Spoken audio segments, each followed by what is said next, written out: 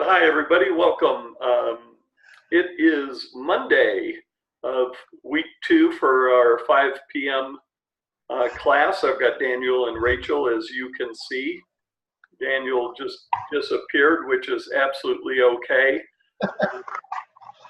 And hopefully everybody's kind of getting your footing on things and what we're doing and how to go forward. So as usual, I'll just start with any questions that Daniel, you, or Rachel might have.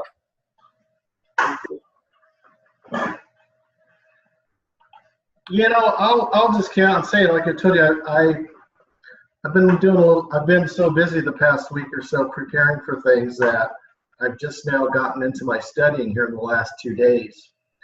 And I wanted to ask you exactly what was required for this project on Wednesday. Is it just the completed spreadsheet? Yeah, that's about it. And in any form that you want. I just want to know that people have gone in, have played with the numbers, have looked at the inputs. No one in the class is expected to know what these costs are, and that's why the workbook's fully filled out. By the end of the course, there's a couple things. I want you to be able to think about the wine business in terms of the syllabus and the supply chain, start to end, and where do the things fit along the way in terms of practices and processes and procedures. And then also sometimes just to build an awareness of the cost implications. Now, in your case, Dan, I'm going to show everybody the Vineyard workbook today, which is part of when I say that I can help personalize this program for everybody individually.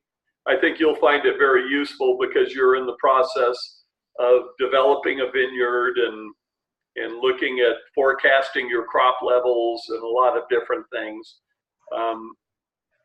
And then I know we've got at least one Master of Wine student that's in the course, and that critical thinking and the ability to think much more deeply than just sort of the topical level of stuff is how we tend to learn about wine. Oh, the low yield, this and that. Well, that's great unless it's your low yield. And you've got bills to pay, and you've got equipment to service, and you've got a mortgage, and you've got things that need to be done, and how are you going to pay for it all? And that low yield may make a great backstory or something on the label, or the struggling vines and whatever, but there's a big difference between a struggling vine and a struggling vineyard owner. Yeah. And they go hand in hand. And so my experience is that we tend to learn these surface level things and never really ask the deeper questions. So the project you'll be turning in, it's technically due tomorrow night, but here's the procrastinator's dream. I accept the work up until 4 weeks after the end of the course, all right?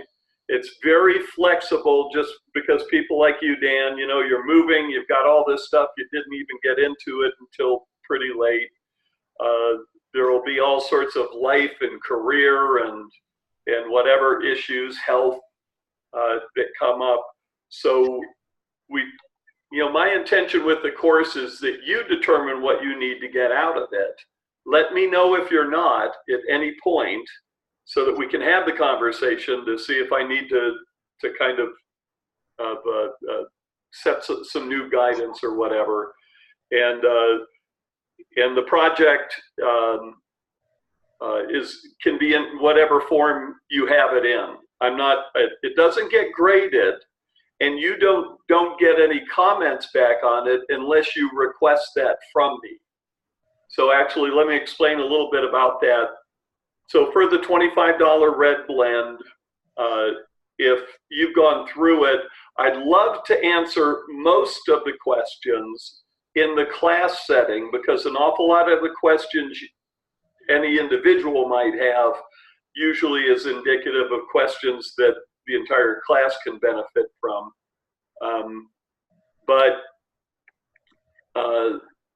So if you do want to review your project, or you have some highly detailed questions, then set up a call with me. And I'm back from my unbelievable 60 days of travel. My God, I feel like I've been beat up and put through the ringer. So the next few weeks, I'll be available for anybody who wants to set up a call. So are you looking for at minimum like just a PDF of the summary page, or do you need to see all the tabs? Yeah, so let me actually go in and show that's a really